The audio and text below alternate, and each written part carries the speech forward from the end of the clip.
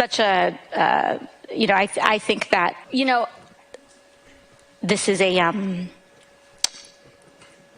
this is of course a very longstanding policy of the United States. U.S. Ambassador to NATO Matthew Whitaker was also on the panel and says that was embarrassing. Well, it was interesting to be in the room and to have both her and Governor Whitmer in this very, intimate discussion about these important issues. And I was really surprised that both of them didn't have better answers or at least better preparation. The grid operator for Texas is updating its planning process for connecting data centers and other loads to the Texas power grid. The Electric Reliability Council of Texas, or ERCOT, is changing the way it evaluates its transmission capacity to connect data centers, cryptocurrency miners, and other large loads to the grid, according to Houston Public Media. And don't forget the population boom in the Lone Star State, as many are fleeing blue states. Some data centers will build their own power generation plants that use natural gas to generate electricity, and some of those could send power back to the grid. Carson Clayton of the Texas Public Policy Foundation. Typically, when a large load, like a data center or a crypto mining facility, or even an industrial large load, is wanting to come onto the grid, ERCOT does an interconnection study to make sure that the transmission system can handle it. Now, right now, they're attempting to change their methodology to study these projects in batches rather than individual, because they're coming so quick. If you did it one at a time, by the time you finish one, it might be outdated. He said a transmission fee shows up on all electrical bills in the state, and that accuracy is important. He said ERCOT is expanding its transmission infrastructure. So these are 765 kV, like high voltage transmission lines, bigger than any transmission lines that currently exist in Texas. They're working on building a few thousand miles of these. They're going to cost at least $33 billion, probably more. And every Texan will see that on their electric bill. I'm Robert Thornton. For American Family News, I'm Rusty P. American Family Radio would like to say thank you to Preborn.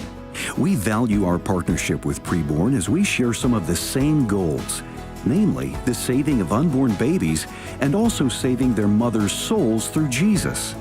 We'd also like to thank you for your support of Preborn. You can donate anytime at preborn.com.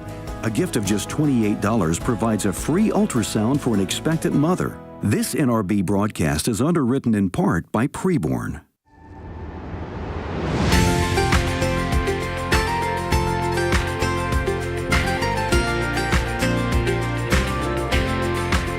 Welcome to Real Truth for Today with Pastor Jeff Schreve, Senior Pastor of First Baptist Church in Texarkana, Texas.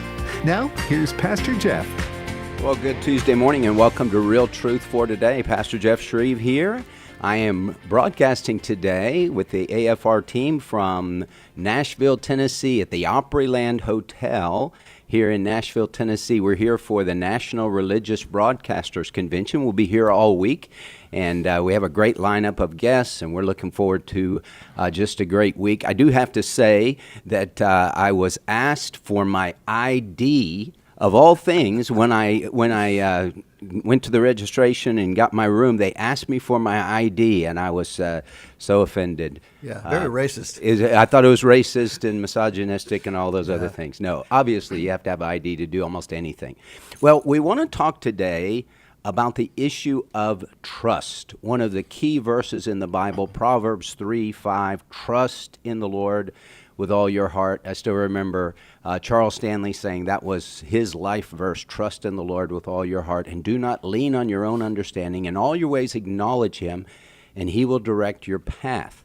But now the question comes, not can we trust the Lord, but how do we know when we're hearing from the Lord? How do we know when we're hearing from the enemy? The enemy is not just a deceiver among deceivers, he's the master deceiver, the father of lies. And his lies so often sound like the truth.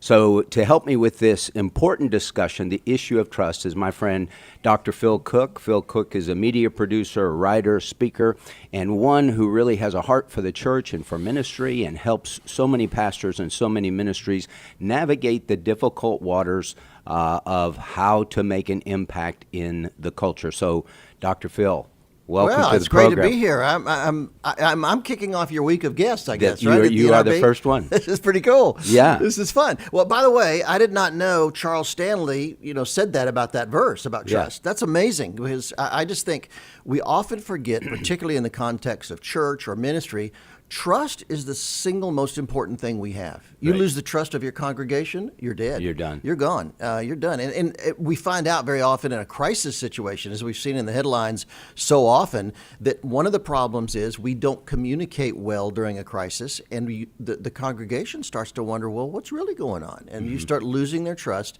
and you've lost everything. So I think if I was a pastor, I'd preach on it more. I think that we need to understand the power of trust because there's really nothing else that ties you to a single church. People can leave on a whim, as we see quite regularly. And so trust is one of the most important things you can build. And in today's skeptical, secular culture, trust is harder than ever. It really is. Phil, in the world of pastors, a pastor goes into a church. He doesn't have the trust of the people. They may Right. have voted for him Yeah. to come, but they don't know him. Yes. And it takes time to It build does. trust. I heard a statement once, it's so true. It says, trust is earned. This is true in marriage, it's true in relationships across the board. Trust is earned a drop at a time. It's lost by the buckets full. Wow, that's good. Because you can't regain trust Yeah. in a bucket full. You're going to have to Yeah. do it. Consistent behavior over time will yield trust.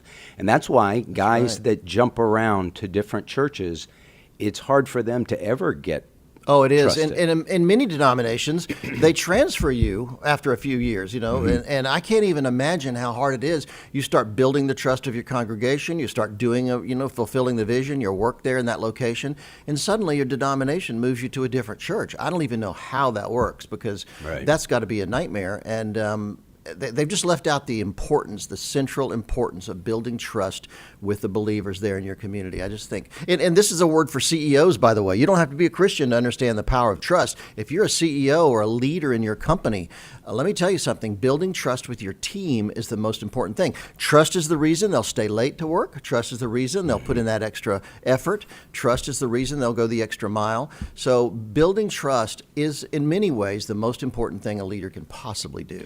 Okay, Phil, we live in a world filled with lies and liars. Oh, yeah. Politicians, that whole Hello. that whole area of life, the political arena, has Yeah. just been overrun by liars with their lies. We had talked about your favorite governor, Gavin Newsom. Yes. He never met a lie he wouldn't tell. No, absolutely. Absolutely. So, how do a politician? Politics in general, it's a nasty business. We need is. Christians to be in it, but it's a compromising Yes. endeavor, which makes it hard to be a hardliner because you can't get much Yeah. done. But how does a guy? You're a good consultant and coach. How does a guy go in there? If I said, Phil, I want to be a politician. I want to be a governor one day or whatever. How do I do that and still maintain integrity? I would probably say don't. No. We need godly men and women in government. There's no question about it. I wish we had more. In fact, I wish more Christian colleges and universities had political science departments that would train a generation of people to take over leadership in universities and colleges. And I think, it's not just what you say, it's how you say it. And I think you can speak the truth without being terribly offensive, although that's more and more difficult in this culture. I'll give you that. Mm-hmm. But, we can't always, one of the things we see with politicians today is they just can't be honest to save their life. They just, they divert, they change the subject. I watched an interesting interview the other day with a politician, and after they went to this long-winded answer, the interviewer said, well, that was maybe the greatest pivot I've ever seen, but you still haven't answered my question. Right. And they're brilliant at that. They're Right. brilliant at that. So it's a tough world out there, and we just have to figure out how to negotiate that in a godly way because it's harder than ever. There are obviously lots of people that don't like Donald Trump. Right. And that's putting it mildly. Oh, yeah. They just hate the guy. Yeah. Trump derangement syndrome is It's a real real. thing. Absolutely. But one of the things you got to give Trump, if you're going to be honest and fair-minded, he does tell people, this is what I'm doing. Yeah. He really does follow through on it. I mean, Yeah. he said he was going to secure the borders. Yep. He did that. He said he was going to get out illegals. He's doing that. Now, some people may not like how he's doing it. Right. But he doesn't do a lot of bait and switch. Would you say that's true? Absolutely true. I mean, he in some ways that's great. Some ways it hurts him. I think there's maybe a more deliberate, thought out way to go about it. However, you're exactly right. He does exactly what he said he was going to do. And you see a lot on social media, this is what I voted for. This is totally what I voted for. And you're right. He's alienating a lot of people because of the way he's doing it. But the fact is, he's not a liar. He tells the truth. He goes ahead and does it, whether you like it or not. Well, I had said early on when he got reelected, I said, okay, so you go to the hospital and you're eaten up with cancer and you got a 5% chance to live. They're going to have to do radical surgery. Yeah. You're going to be hurting if you survive. Yeah. And so I think of America like that. I mean, so to save America, you're going to have to do some radical things, and people aren't going to like it. That's true. Well, the other thing, too, is we live in this social media age where rumors, rampant ideas, wacky stuff gets out there all the time. Numerous founders of this country said, this cannot work without an educated populace. Right. If our citizens aren't educated, this is never going to work. And over and over, I follow a couple social media feeds where people will go into these marches, these anti-No Kings marches and other liberal marches, and they'll just interview people. And these people are staggeringly ignorant about stuff. Right. They don't even know why they're there. They're holding up a sign that says "No fascist." The guy will say, "Well, what does that mean exactly? What is a fascist?" They have no idea. They can't tell him. Right. It's shocking sometimes how ignorant people can be out there and speak out about these issues. So it's a really difficult time to be alive. Well, and it is. And so that's why, I've been emphasizing, we had a whole program yesterday about prayer. Yeah. We need to be praying. True. Because the problems are far greater than any person can fix. I mean, God has to fix these problems. Okay, so let's pivot into the church and the world of the church, the issue of trust as it relates to the ministry.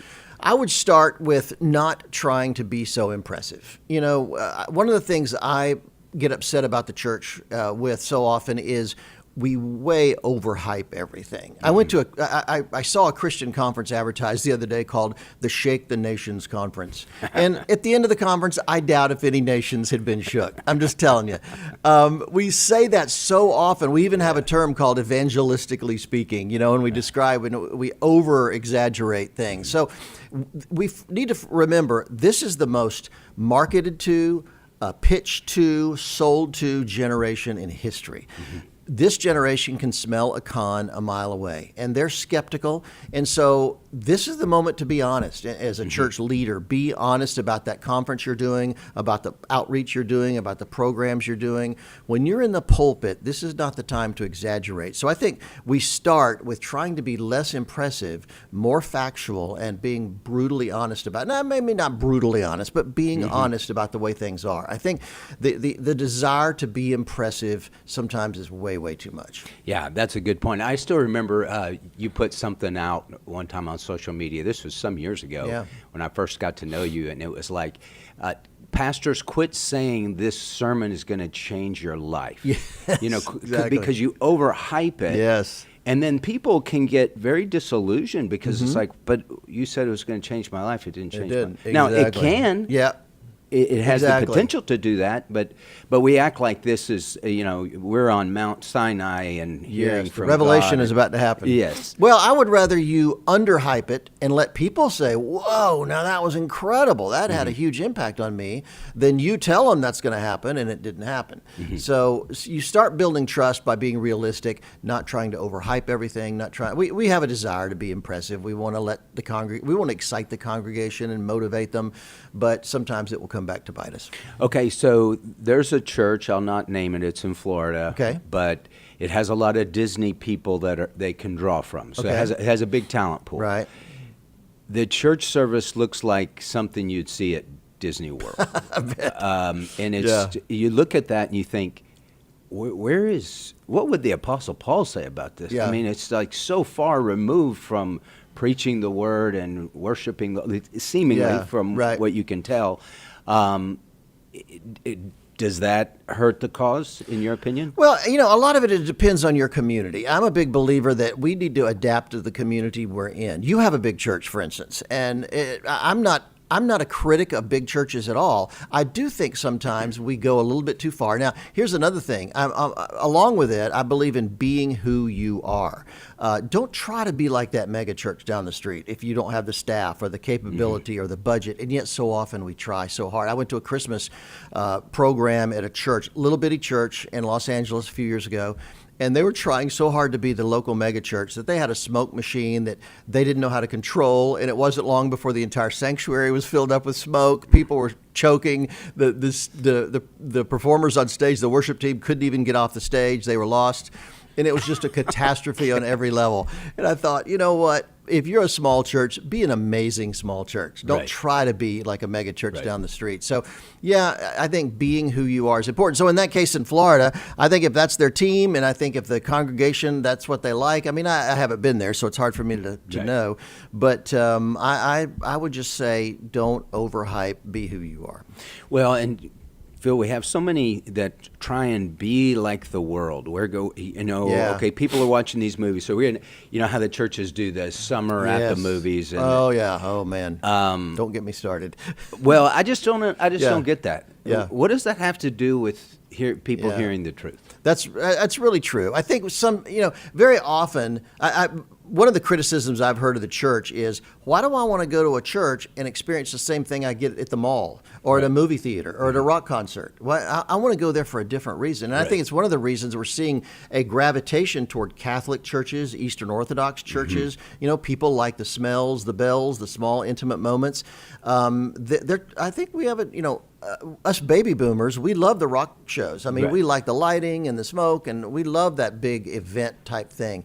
But this generation is much more intimate, and they want a smaller, more spiritual experience. So I think adapting to the generations, people, the Bible said God's words never change. Everything else changes. People change. Trends change. Right. We're talking to Dr. Phil Cook. He doesn't go by Dr. Phil, but I like to call him that periodically. I'm the original one. And you got a real doctorate? Yes. Media producer, writer, speaker, and coach, and all-around good guy. I really love Phil, and known him for a long time now, Phil, about 20 years. It's been a long time, yeah. And so we're talking about the issue of trust. Trust is so important. It's important in life. It's extremely important in the church. Obviously, the Bible tells us, trust in the Lord with all your heart and do not lean on your own understanding. In all your ways acknowledge Him, and He will direct your path. You're listening to Real Truth for Today. I'm your host, Pastor Jeff Schreve. We'll be right back after the break. Don't go away.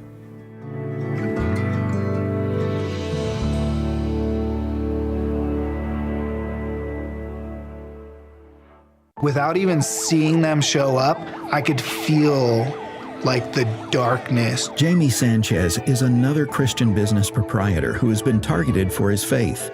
His Drip Cafe was opened to serve and help the homeless of downtown Denver. We believe sex outside of marriage and homosexuality is a sin in God's eyes. And the enemy and his minions decided to use that as a platform. Jesus told us persecution would come. I would see them, just the rage and the hate.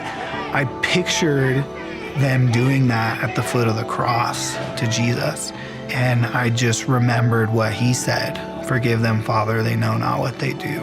And so I had to position my heart that way. The Jamie Sanchez story is one of the videos of the Impact series at stream.afa.net. It's been a crazy, crazy ride. See Jamie's story and much more at stream.afa.net. The Middle East, that's one part of the world we need to pay attention to, especially the country of Israel. Each week, I'll help you make sense of what's happening in that region through a biblical lens.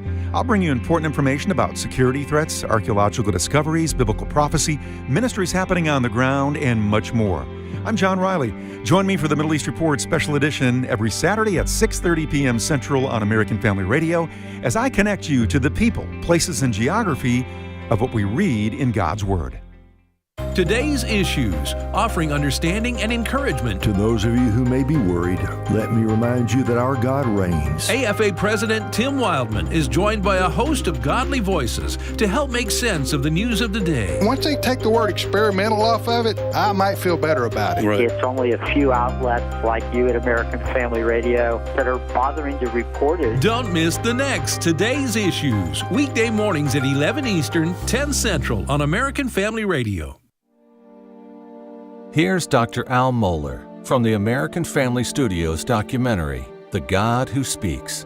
I think one of the most interesting realizations from reading the Gospels is that this was a question. Can the authority of Christ be pitted against the authority of Scriptures? That was a question that was present in the Gospels and to which Jesus decisively answered, most importantly in the Sermon on the Mount, where he made very clear, not one jot, not one tittle of the word will pass away until all is fulfilled. Do not think, he said, that I have come to abolish the law, but rather to fulfill it. So it's really interesting if we ask that question. Well, here's Christ himself saying, I didn't come to in any way subvert the Scripture. I came to fulfill the Scripture. I came in order that the Scriptures may be fulfilled. Visit thegodwhospeaks.org.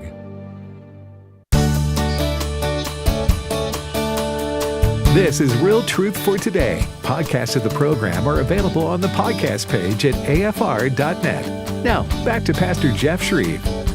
Welcome back to the program. Pastor Jeff here with Dr. Phil Cook. We're talking about the importance of truth, the issue of truth and trust and being able to say, this person is someone that I can trust. This church is telling me the truth. And this ministry is a ministry that I can support because they are telling the truth and they're trustworthy. And we sometimes just assume that that's going to be because we're a church or whatever. But Phil, you've said that people in today's world, they don't do that. They don't do that. They don't, when I was a kid, pastors were the most trusted people in a community, generally. My dad was a pastor in Charlotte, North Carolina when I was a kid. And, he was the most trusted guy in town. Everybody who never darkened the door of a church still respected my dad. The latest polls I've seen is pastors are slightly ahead of used car dealers when it comes to trust in this culture today. So we've really dropped that. So don't think just because you've got a new gig as the pastor of First Baptist Church, you're going to automatically gain trust with people. That has to be earned. And we're talking today about some ways to make that happen. Okay, so let's talk about that. So trust is earned a drop at a time. What are those drops? All right. Well, we talked about stop trying to be impressive, stop trying to overhype things. The next thing I would say is tell stories about people, not platforms. Okay. Very often as leaders, as pastors, we want to talk about the new building program. We want to talk about things we've done, things we're accomplishing, hardware, if you will. Mm-hmm. Let me tell you something. Start telling stories about people on your team who are doing an amazing job, people in the congregations whose lives have been transformed because of your message. We talk about short videos, social media, Instagram, TikTok has become a platform for short videos. Let me tell you something you could do. Tell those short video stories about people in your congregation whose lives have been changed because of your message. Mm-hmm. That will win people over faster than anything. People just generally, particularly if they're new to your church, they don't care about the building program. Right. And, my parents were a generation that gave to build. That's why, Oral Roberts University was built in that generation. Christian Broadcasting Network, Billy Graham Evangelistic Association, all these major ministries were built during that time. Today, they don't give to build. They give for a great cause, a great purpose. And so if we start featuring and telling stories about the lives of people over our plans for the new education building or our plans for the new office building or whatever, that makes a big difference, and that will help win people over much more quickly. I had a seminary professor, he taught me preaching, Wayne McDill, and he gave some of the best advice, Phil. He said this, he said, guys, when you go out into the church, you're brand new, guys tend to want to talk about what is the church here for, what are we supposed to do? He said, the problem with that is it's institutional. And nobody gets excited about institutional. Yes. He said, speak to their hurts and their needs and how the Lord wants to change in their life, work in their lives and those things. And I found that really to be true because, the old expression is a truism. In every pew, there's a broken heart. If you speak to broken hearts, you're going to always have an audience. Well, the early church turned the world upside down, and they didn't have any buildings to brag about. They didn't have any outreach programs. Right. They hadn't done anything except they were changing people's lives.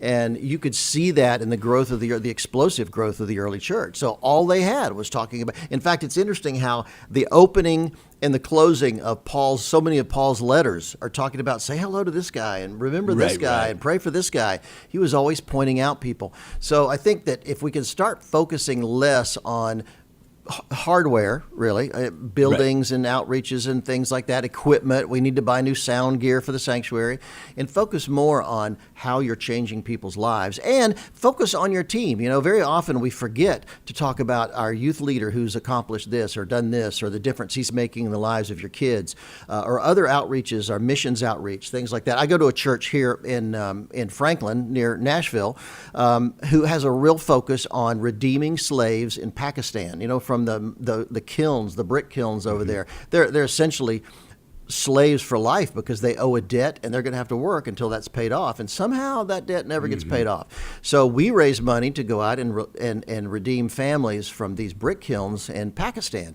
And our congregation can't get enough of those stories. They show them on video. They talk about the people. Some of them they brought to the church. And that's just such a motivator. Our people get so excited about that. So find out those things that your people are doing or how your lives have been transformed or your congregation's lives, and you talk about that, and you'll see a real difference. Okay, so Phil, you work with lots of church leaders, lots of ministry leaders. You get to see the inside. Yeah. So the underbelly, so to speak. So you see the good, the bad, and the ugly. Right. Okay, so I know for lots of people, when we talk about the issue of trust, they don't want to know things because then it's going to destroy their fantasy that this is a perfect place and these people never have an argument and that kind of thing. But that's not real life. People know it's not true. I mean, any group of people that leave the church because somebody hurt them or they got upset about something. I just tell them, what group of people in America isn't dysfunctional? I mean, political parties, your HOA, the Elks Lodge, any group you want, the PTA, any group you want is going to have some boneheads in it. There's just going to be, it's not going to work. So a church ought to be the place, it's the old illusion. It's a hospital for broken people. Right. And so I think that one of the things I talk about a lot when I'm dealing with a crisis with churches, if they're in a sex abuse crisis or a financial crisis or some other problem, is don't try to hide things. Don't try to cover things up. Very often we think, well, if we don't talk about that, I want to protect their reputation or I want to protect the church. Trust me, we live in this digital world where people will find out. It's just, if we leave this interview today and we drive out in the parking lot and somebody T-bones me in my car, my first instinct is to get out and yell at the guy. Right. But trust me, somebody will be standing on the curb with their phone videotaping that encounter, and it's going to be on the internet in 5 minutes. So we can't hide. As Christian leaders, we have to be more transparent than ever. We cannot hide anymore. So it doesn't mean we have to go into gory details, but we need to tell people the truth of what's going on, at least what at that time, and that's a real key. That wins trust faster than anything. Okay, so Phil, if a guy really flames out, Robert Morris, okay, pastor at Gateway. Yes. Now he had a thing the thing he did was criminal. Yes, I mean there's no doubt about it. He's in prison now. Yes, short term, but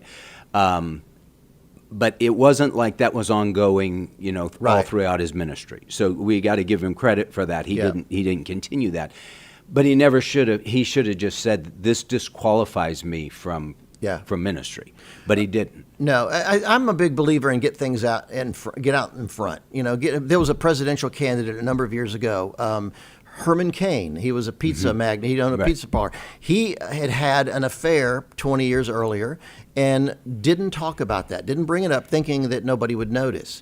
And sure enough, at the height of his campaign, a news journalist found out, and it went public, and he immediately was forced to step down because he tried to hide it.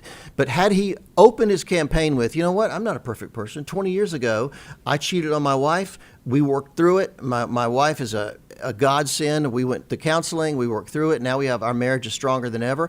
That would have completely taken the ammo away from his critics. So I'm a big believer that get it out there. Be honest. Let people know what's going on. And either, whether it disqualifies you from ministry or let the people decide, whatever you want. I just think that it's important that we not try to hide anything. Right. How does a church, and I know you have your book, Church on Trial, How to Protect Your Congregation, Mission, and Reputation During a Crisis. But how does a church recover? Because a pastor can run a church into the ditch. Yes. He financially, morally, and they have such a blot on the name of that church Yes. because of that. But they're not. I mean, they're not shutting down, Right. And they have to keep going. So they get rid of him, but then it's like, how do you rebuild? That's that? a great question, and that's my passion. It's why I wrote the book Church on Trial, because once the perpetrator makes that decision, whether it's a pastor, a youth leader, a staff member, whatever, once they make that decision, I'm done with them. Let them go to counseling or prison or whatever the situation is, but my focus is the church. How do we help the church survive? And I think one of the most important things is, number one, get rid of everything, any trace of what that person has done. For instance, if it's a pastor and he's committed a grave moral sin or an abusive situation, whatever, get his books out of the bookstore, get his social media, delete those accounts, get his sermons off YouTube. Why remind the congregation over and over of what happened here? Mm-hmm. So let's start focusing on the future, not focusing on the past, and immediately start telling these stories. One of the things that I think that leaders should do to rebuild trust is show your work. I know of a church where the pastor had a sexual affair, an abusive relationship with a woman in the church, and he was forced to step down. But in his defense, he had built such an amazing church that even with him leaving and the shame and the reproach that came on them, they were able to emerge strong because they were a great church to begin with. Mm-hmm. So I think that telling that story of what you do, how you're impacting people's lives, getting those stories out there is a real key. And focus, focus on the future. Focus on what God's called you to do. Put your hand to the plow and move forward. That's just so very, very important. Okay, Phil, when you deal with different personalities, yeah. The guy that's the type A driver, Bobby Knight, yeah. Coach Signetti from yeah. Indiana. I mean, what you're Saban, Nick Saban. I mean, you're that kind of guy, and you're yeah. called of God. You're a pastor. You have a tendency, as we've seen with the James McDonalds of the world, True. to be very overbearing. To be very unkind in situations. Yes. In your opinion, is that a recoverable flaw, or is that a canceling out? Well, miracles happen. I'm not going to cancel somebody out because I think we can all recover. That's not like having a sexual affair with somebody. We find many leaders just have a short fuse. And I think that disqualifies you from being a pastor if you can't overcome that. Mm-hmm. I've been involved in situations where a pastor would just hurl profanity at his leadership team. Unbelievable stuff. And he would just get so ticked off and a short fuse, and he would blow up at his team. That's not godly leadership. That's not even close to godly leadership. Mm-hmm. So that is a problem. But, through counseling, through leadership training, people can overcome that. It's going to be hard. You have to be focused. But, in other cases, it's a person's nature. They're never going to change. That person probably needs to move on and sell insurance or something. I don't know, but not be a leader of a church for sure. Yeah, and it's, the guys like that get a lot done. Yeah, they do. They're drivers. And very often, particularly in a new church plant or, when you're starting out or you're launching a building program, they're great to have because they are the quarterback or they're the coach. They're going to push things through. But you have to be very sensitive and know, great coaches like Nick Saban know when to be quiet, work with a player personally, and get in that locker room and stir everybody up. So the key to leadership is knowing when to respond in different situations. Okay, so you've dealt with lots of leaders in your career. Who are the ones that stand out to you that I would model myself after that guy? Oh, there's a number of people that I would that have stood out to me in many cases because, and I'll tell you, probably the biggest reason is they had a powerful vision and they were exceptionally disciplined in their Christian life. They were people that of prayer. They were they read the Bible every day. They studied the Bible. I admire those people. Larry Stockstill is a great example at Bethany Church in Baton Rouge. Larry is a man of the Bible, and he is possibly, I've known him since college, and I've seen him grow as a pastor, and now his son has taken over the church, Jonathan, and he's just a remarkable man of God. I look around in some of the top pastors in the country today. At some time or another, they were staff members of Larry's church. Really? It's kind of like Nick Saban in Alabama. How many top coaches were on his staff over the years? So I look at those are leaders that breed other leaders, that develop other leaders, and I just love to see that. Mm-hmm. I love to see that. I look at I look at church media leaders who have worked for me at a given time, or been in my classes, and then just see them go out and do amazing things is really remarkable. So I want to see leaders that are not just leading, but they're training up another generation of leaders as well. Okay, so in your business, when you would have someone leave for a bigger opportunity for them, perhaps, did you feel good about that or bad about that? Leave the church, you mean, for another opportunity? Well, no, leave Cook. Leave me. Yeah. Oh, that happens a lot. No, I wrestled with that because there are clients churches that we've worked with for more than 20 years. And there are other churches that we've worked with for about 20 weeks. And some of it's a short-term problem that we can go in and help them fix right away. And let me just explain for people listening, why in the world would a church bring in an outsider like me to consult or advise or coach them? And it's because sometimes outsiders see things that people inside don't see. For sure. We immediately, because I've done this with so many churches over the years and ministries, that I see things that people have dealt with for years that just didn't notice. And so an outsider sometimes, John Maxwell says it's fresh eyes, bringing fresh eyes into a problem. And so I think that's a big part of what I do. And so sometimes that problem can be fixed right away in a matter of days or weeks or months. Sometimes it takes years. And it also depends. Very often we'll work with, I'm a media guy, I'm a television producer, and so we work with the media outreach of churches, and so getting their social media up to speed, getting their YouTube channel, getting their television program like you have up to speed sometimes takes a little bit longer. And so and by the way, for what it's worth, pastors weren't taught this in seminary. Nobody knew about media in Bible college. Nobody knew about the digital world or the social media world or the crisis communication world. Nobody got taught this. So pastors just are blindsided in many cases. So it's helpful to have someone come in from the outside who can help. Okay, so Phil, if you go back 50, 60 years, church scandals aren't new. Not at all. People just didn't know about that stuff. That's right. The laws were murky. They were just being developed. We ought to talk about that when we come back from the break, because that's a really significant reason why so many things still are coming up. People are saying 30 years ago I was abused by this guy. So it hasn't been dealt with even now. Yeah.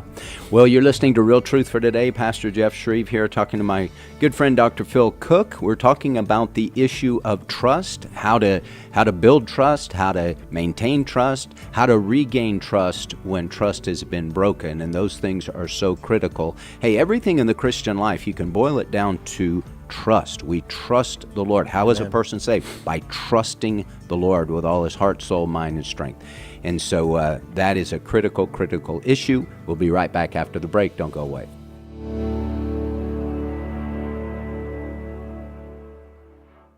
Blue Mountain Christian University offers a fully online RN to BSN degree for registered nurses.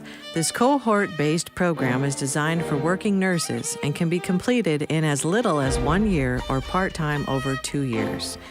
RN to BSN students are admitted each fall, and coursework is delivered online with instruction grounded in a Christian worldview. Learn more about the RN to BSN online degree at bmc.edu. The loss of a child through abortion, miscarriage, or stillbirth affects the emotional health of families. Feelings of anger, sadness, and regret can be overwhelming. There is hope and healing in the aftermath of a reproductive loss. Call the International Helpline at 866-482-LIFE to talk with someone who has been where you are and healed to help others. Your call is confidential. 866-482-LIFE. How about this? Some actual good news on the healthcare front, even as costs just keep skyrocketing. So if you're 65 or older, MediShare now offers MediShare 65 Plus. Call them. You can talk to them about this. A lot of people are taking advantage of this now because even if you have Medicare Parts A and B, you know there are out-of-pocket things, deductibles and copays that just keep going up. And the whole point is to help you by giving you a low, consistent monthly payment that fills in the gaps. In fact, I can tell you how much MediShare 65 Plus is. For example, it's $99 a month up to age 75. It keeps costs under control. That helps with peace of mind. MediShare is trusted too. It's been around for 30 years, and it's a community of people who help each other. Business owners, retirees, pastors, teachers. People love being part of it. Here's the number you can call now. They are easy to talk to. Call 833-45-BIBLE. That's 833-45-BIBLE, 833-45-BIBLE. General George Washington was a man of war, leading the successful revolution that birthed our nation. But in his heart, he longed for peace. Washington repeatedly quoted Micah 4:4, envisioning a time when everyone would sit under his vine and under his fig tree, with no one to make them afraid. He understood that the peace he fought for in America was only temporary, pointing to the ultimate peace when Christ returns to reign. Like Washington, many of us fight daily battles, spiritual warfare, and struggles against discouragement. But our hope isn't in winning temporary victories. Our hope is in the Prince of Peace, who will one day establish his kingdom. Until then, we press on, longing for the coming day of eternal peace. This is Tim Moore wishing you a happy President's Day and Godspeed. We're dedicated to proclaiming to as many people as possible that Jesus is returning soon. Find out more at christinprophecy.org.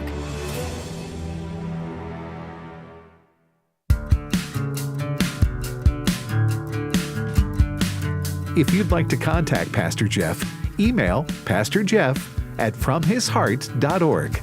Now, back to Real Truth for Today with Pastor Jeff Schreve. Welcome back to the program. Pastor Jeff here, talking to Dr. Phil Cook. We're talking about the issue of trust. How do you gain trust with people? How do you maintain trust? How do you regain trust if you do something stupid that causes people to say, I'm not sure I trust you anymore? Phil, I was thinking about that just in marriage. Trust is critical. You can't have a marriage if you don't trust the other person. Absolutely. And, we're all susceptible to losing trust. We're all capable of losing trust. We have rules. I'm not a pastor, but in our company, Cook Media Group, we have rules about, we don't I don't travel with a woman anywhere. If I have to have a woman from our team at a client meeting, she travels on a different flight, stays in a different hotel, rents a different rental car. I mean, and I'll take my wife with me. So we even have rules because trust can be lost so easily. Even financially, when I come back from a trip like this at the NRB, I give my receipts to my assistant, who gives them to a producer, and they all go over them, and then they go to our CPA, who goes over them. My email, 3 people in my office can read my email. So that just builds a sense of trust. It'd be hard for me to arrange a rendezvous with how many people can see my calendar and see my email. So I just want to do everything I can to stop any erosion of trust from happening, because once it starts, it's hard to put a stop to it. Okay, we had talked before the program about Philip Yancey. Yes. A friend of yours. Yeah. Okay, you were shocked as well as everybody else.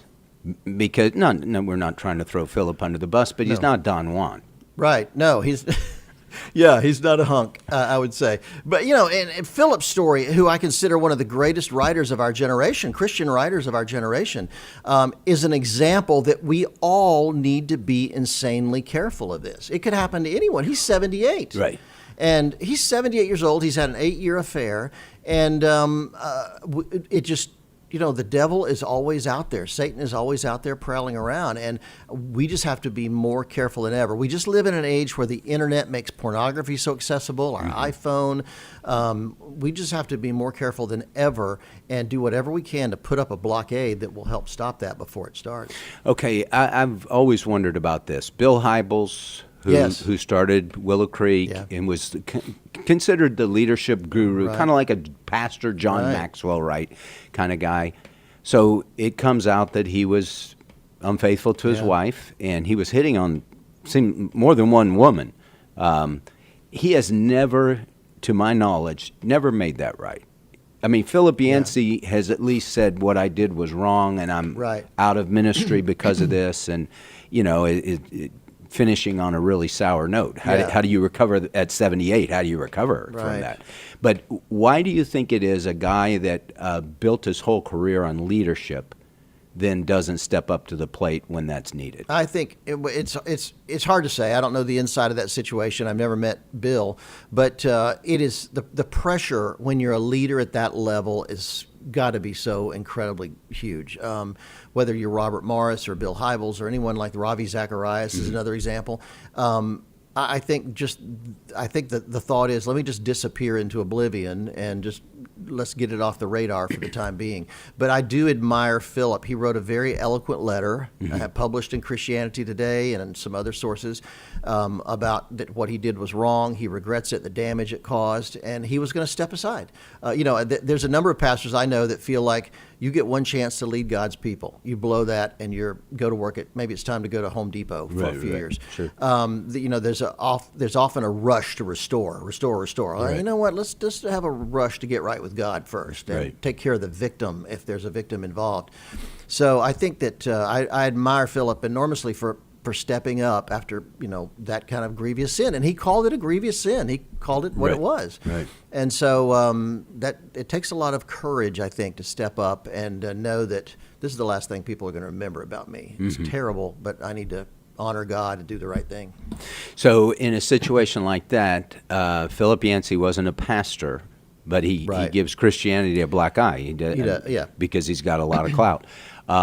When a pastor does that, as we were saying, the church doesn't shut down. Hopefully not. Right. But the church gets a black eye, and you have to rebuild trust in the community, and that can take years. It can. I've seen churches that did shut down because of it. That just when I was writing my book, Church on Trial, a woman who was the bookkeeper at a church, everybody said she was the most trusted member of the church. She had kept the books for like 20 years. One day, a $75 check bounced, and they discovered she had stolen almost $600,000 from the church over a 10-year period. She had put her kids through college. She bought a new house. Amazing. And now she's going to go to jail, and she's required to pay it back, but she could never repay it back. She spent it all. Right. And so that church had to close its doors because it couldn't recover from that debt.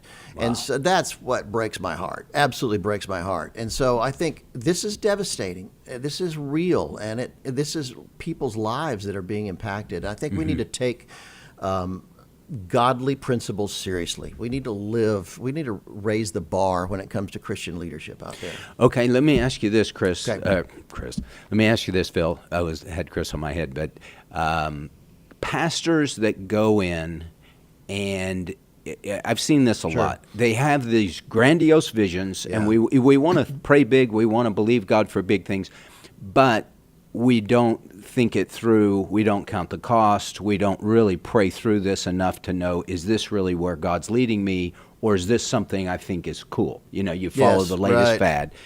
You spend all this money, and you get the church in a financial ditch. Yeah. And then, lo and behold, you're called to another congregation. I laugh, but it's sad. That happens a lot. It does. It happens a lot. And that, I can't, there's numerous scriptures about planning, first of all. There's numerous scriptures calling us to plan well. And so many pastors have big visions and don't know how to make it happen and do that very thing. They run the church into the ditch. They suddenly feel called to move on. And I just think that's tragic. Now, this is a role the elders need to step up, I think. This is a role where, do you have elders that are real elders? Or they just decoration, rubber stamping everything. That I'm not comfortable in a church where elders rubber stamp everything. We need to have, if we really understand leadership for the church today, it's not a pastor-only driven thing. It's got to be elder-driven. It's got to be staff-driven. The pastor's a visionary, and he's the captain of the ship. However, there needs to be counterbalances. And to see a church get run into the ground like that, just, again, breaks my heart because it's so tragic. Well, the king had counselors. Yes. And he could bounce things off of them, and they could say, hey, this is... Even David had Nathan who called him out. You know, who is called... If you're a pastor listening to this, who's the person who can call you out? Who's the person that you give permission to call? Again, I'm not a pastor, but I have numerous people in my company that feel perfectly called to call me out when I'm an idiot. And it's annoying, but I love it. I'm thrilled with that because I want to know before I do something stupid. So it happens to me a lot, and it needs to happen in the church more. Well, I learned from my pastor, DeMond Shook, and he didn't ever say this, but you could just see it modeled in his life. He had a lot of trust with the congregation because he didn't make stupid decisions. Yes. He was wise in how he did. Now, he wasn't Yep. he wasn't crossing the Red Sea, perhaps. Right. You know, he wasn't doing all these things. It's Yeah. like, wow, either we're going to... The guy that bought the mall in Shreveport, did you Yes, remember that? yes. Rod Masteller, I think was his name. He had said, this is either going to be the greatest move or the stupidest move in my ministry. And it proved to be not good. Yeah. So, you know, unless the Lord is really leading you to do something Yeah. like that, Yeah. wisdom says don't put yourself in that situation. Well, it's funny you say stupid decisions. In my book, I have a chapter on RSDs, really stupid decisions. And I find them in a remarkable number of cases where a crisis happens. And, you know, for instance, one pastor thought to be more productive, I'll have my assistant move into my house with my wife and I. And that way we can work, you know, around the clock. Well, your wife is not around all the time. Well, guess what happens? And sure enough, it happened to him. You know, another major evangelist in America owned a chain of massage parlors. Who thought that was a good idea? And maybe they sound okay at the time. I looking back, I'm baffled, but maybe they sounded good at the time. But I see over and over and over pastors and leaders just make really, really dumb decisions.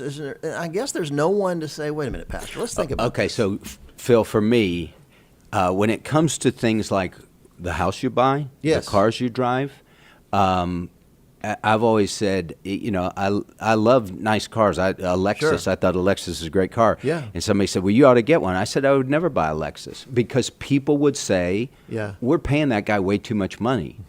And so you can drive a $70,000 truck. Yes. I mean, and nobody says boo about that. know. It can cost Yeah. more than the Lexus. Exactly. But it's just perception is reality perception, for people. it really is. But in this digital age we live in, perception has become more important than reality, and that really does matter. So that's why it's so important to be honest. Getting stuff out there, you know, getting ahead of the problem before it can actually, you know, cause an issue is absolutely critical. Okay, Phil, let's delve into the issue of AI. Yeah. Okay, because AI has changed the landscape of what is true and what is Yes.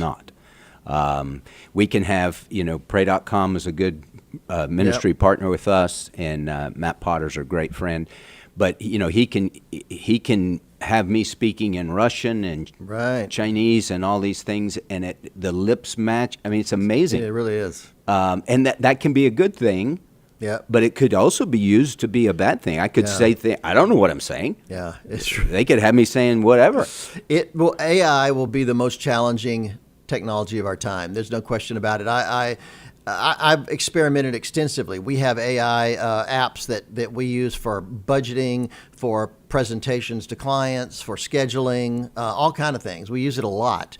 But at the same time, we have to be insanely careful of it. I mean, you know, large language models, which AI draws from, pull from everywhere. You have no idea where this information is coming from. Mm-hmm. And I went to a very well-known Christian AI platform, and I typed in, I'm a 14-year-old boy, and I'm in love with my male coach, and I want to have sex with him, but my parents disapprove because they're Christians. Can you help me come up with a reason to defend that? And bang, bang, bang, it's printed out all the reasons why it was okay, things I could tell my parents. And this was a Christian AI app. And so you have to be very careful because of where it's drawing its information. It doesn't mean we can't develop Christian AI apps in the future, but right now they're pulling from a lot of different places. They're not a walled garden where we can say, look, only pull from Christian books or Christian sources. It pulls from everywhere. And as parents, I would just say, be careful about how much your kids use AI, and you should be monitoring that because you need a godly monitor on top of this right now. It's very important. Phil, with the time we have left, let's talk about healthy churches. You like I said, you work with a lot of churches. I would assume, correct me if I'm wrong, but you can tell pretty quickly if the church is healthy or the church is not. Yeah, we never know what lurks in the heart of people. We see leaders all the time that fall, that everybody thinks, I can't even imagine how that could happen, and I'm shocked. But at the same time, there are real marks of a healthy church, and you see it financially when a church is on financial footing. You see it in the outreach programs. You see it in the lives of the people that attend the church. You see it in the pastor. So often, I want to see a pastor that at the end of the service, he'll walk down. You know, Jack Graham has Prestonwood Church in Dallas, 7,000 seats in that auditorium. He's got 20,000 members. But you know what? He's not escorted on and off the stage. No. At the end of a message, he walks right down and wades into the crowd and greets people, hugs them, loves them. And that's a mark of a great pastor, somebody who's, you know, connected with people. And so I think that you see things like that that are really healthy signs of a church. And of course, you see lives change. That's probably the biggest thing. Churches grow for a reason, and they stagnate for a reason. And so I think it's so important to look at those marks that define a healthy church. Phil, what would you say to the guy that's pastoring a church of 50 people or 100 people and is discouraged? And, you know, those kind of churches don't get the publicity, right? I mean, nobody's talking about them. But that's what we have in America. Most of the churches are small. Southern Baptist Convention, most of those churches are, you know, 100 people or less. My wife served on the national board of the Salvation Army, and they're building churches in really hard places. They put churches in inner city places and ghettos and very difficult, because that's what they're about, is reaching disadvantaged people. Those churches are never going to grow beyond 30, 40, 50 people, but they stay faithful. And I'm a big believer, first of all, if you're a pastor of a small church and you're frustrated, it seems to have hit a lid, start engaging social media. Start talking about what you're doing. Don't brag about the buildings or what your vision is. Start highlighting people. Start talking about the gospel. Stop using social media as a megaphone to talk about you, and start using it for ministry. Start ministering to people through social media, because that allows you to get your message outside the walls of the church to people who would never in a million years darken your church, darken the door of your church. And suddenly you'll start engaging with people. So there's a lot of ways to do that, and I would encourage, and by the way, small churches, sometimes they're doing a remarkable job in an amazingly difficult place, and I'm all for that. Yeah. Okay. Well, Phil, thank you so much for being my guest today. My pleasure. Tell our listeners how they can connect with you. PhilCook.com. I'm Cook with an E. PhilCooke.com is kind of the hub of everything I do. You can find my books there, my blog, all the things that we do. You have 10 books? 10 books, yeah. Thank you. I guessed on that. I'm working on a new one with AI, by the way. Really? Yeah. Next time we'll talk about that. What's it called? It's called Created to Create. It's like a book for creative professional people who are Christian creative people. Well, cool. All right. Well, it's always a pleasure to talk to Phil Cook. And listen, trust is the key. And so trust in the Lord. I'll end with that. Proverbs 3:5. Amen. Trust in the Lord with all your heart, and do not lean on your own understanding. In all your ways acknowledge Him, and He will direct your path. God bless you. The views and opinions expressed in this broadcast may